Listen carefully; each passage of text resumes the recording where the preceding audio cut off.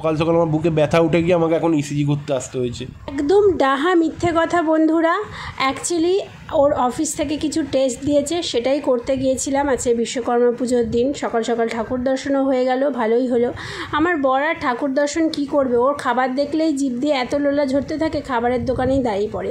তারপরে এসে চা বানালাম আর পরোটা আর ঘুগনি আলুর তরকারি এনেছিলাম, সেটা দিয়ে খেলাম।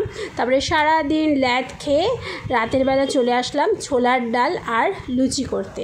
ছোলার ডালে তোমরা কি কি ফোড়ন দাও অবশ্যই জানিও। আমি আদা থেতো করে, শুকনো লঙ্কা, জিরে আর গোটা গরম মশলা এটা ফোড়ন দিই, আর নামানোর আগে একটু সামান্য ঘি দিই।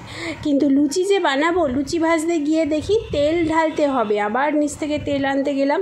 তারপরে ফুলকো ফুলকো লুচি ভেজে ফেললাম। ওভেনটা এত ডিস্টার্ব করছে যে লুচি, রুটি, তরকারি সব করতেই ডাবল সময় লাগছে। আজকে এটুকুই ছিল, ভালো লাগলে লাইক সাবস্ক্রাইব করো।